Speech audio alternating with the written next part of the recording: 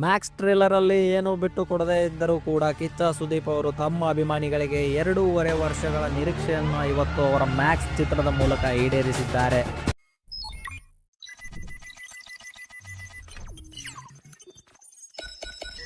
ಚಿತ್ರವನ್ನು ನೋಡಿದ ಎಲ್ಲ ಪ್ರೇಕ್ಷಕರು ಹೇಳುತ್ತಿರುವುದು ಚಿತ್ರವು ತುಂಬಾ ಚೆನ್ನಾಗಿದೆ, ಅದ್ಭುತವಾಗಿದೆ, ಇದೊಂದು ಮಾಸ್ ಎಂಟರ್ಟೈನ್ಮೆಂಟ್ ಸಿನಿಮಾ. ಇದು ಚಿತ್ರಕ್ಕೆ ಮೊದಲ ದಿನವೇ ಪ್ಲಸ್ ಪಾಯಿಂಟ್ ಅನ್ನು ತಂದುಕೊಟ್ಟಿದೆ. ಇನ್ನು ಈ ಸಿನಿಮಾದಲ್ಲಿ ಮುಖ್ಯವಾಗಿ ಮಾಸ್ ಎಂಟರ್ಟೈನ್ಮೆಂಟ್, ಥ್ರಿಲ್ಲಿಂಗ್ ಆಕ್ಷನ್ ತುಣುಕುಗಳು ಅಭಿಮಾನಿಗಳಿಗೆ ಹೆಚ್ಚಾಗಿ ಮನೋರಂಜನೆಯನ್ನು ನೀಡುವುದು ಮಾತ್ರ ಸತ್ಯ.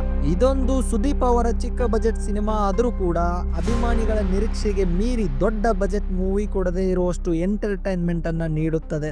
ಇನ್ನು ಈ ಮೂವಿಯ ಸ್ಟೋರಿಯ ವಿಷಯಕ್ಕೆ ಬರುವುದಾದರೆ, ಈ ಸಿನಿಮಾದಲ್ಲಿ ಹೀರೋ ಪೊಲೀಸ್ ಪಾತ್ರದಲ್ಲಿ ಕಾಣಿಸಿಕೊಂಡು ಯಾವ ರೀತಿಯಲ್ಲಿ ಉಂಟಾಗುವ ಸಮಸ್ಯೆಯನ್ನು ಪರಿಹರಿಸುತ್ತಾನೆ ಎಂಬುದಾಗಿದೆ.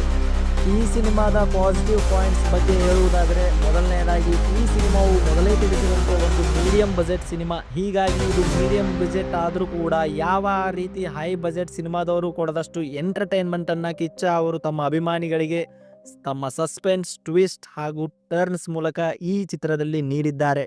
ಇನ್ನು ಈ ಸಿನಿಮಾದಲ್ಲಿ ಮೊದಲ ಹಾಫ್ ತುಂಬಾ ಚೆನ್ನಾಗಿದೆ. ಅಂದರೆ ಯಾವುದೇ ರೀತಿಯ ಅನ್ನೆಸೆಸರಿ ಥಿಂಗ್ಸ್, ಕಾಮಿಡಿ, ಸಾಂಗ್ಸ್ ಇವುಗಳಿಗೆ ಇವರು ಜಾಸ್ತಿ ಪ್ರಾಮುಖ್ಯತೆಯನ್ನು ಕೊಟ್ಟಿಲ್ಲ ಎಂದು ಹೇಳಬಹುದು. ಆದರೆ ಇರೋ ಸಾಂಗ್ಸ್ ಎಲ್ಲವೂ ಕೂಡ ಮಾಸ್ ಆಗಿ ಮೂಡಿ ಬಂದಿವೆ.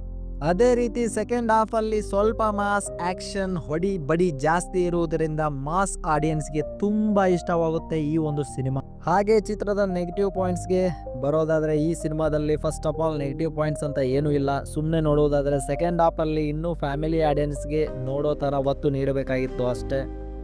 ಓವರ್ ಆಲ್ ಆಗಿ ಮ್ಯಾಕ್ಸ್ ಮೂವಿ ಬಗ್ಗೆ ಹೇಳೋದಾದರೆ, ಇಂದಿನ ಟ್ರೆಂಡ್ ಯಾವ ರೀತಿ ಇಷ್ಟಪಡುತ್ತೋ ಆ ರೀತಿ ಈ ಮೂವಿಯನ್ನು ರೆಡಿ ಮಾಡಿದ್ದಾರೆ. ನೀವೇನಾದರೂ ಫ್ರೀ ಇದ್ದರೆ ಒಂದ್ಸಾರಿ ಥಿಯೇಟ್ರಿಗೆ ಹೋಗಿ ಮೂವಿ ನೋಡ್ಕೊಂಡು ಬನ್ನಿ. ನಿಮ್ಮ ಅನಿಸಿಕೆ, ಅಭಿಪ್ರಾಯಗಳನ್ನು ಕಮೆಂಟ್ ಮೂಲಕ ತಿಳಿಸ್ಬೋದು ಎಂದು ಹೇಳ್ತಾ ಈ ಒಂದು ವಿಡಿಯೋನ ಮುಗಿಸ್ತಾ ಇದ್ದೇನೆ. ಮತ್ತೆ ಸಿಗೋಣ ಮುಂದಿನ ವಿಡಿಯೋದಲ್ಲಿ. Bye friends.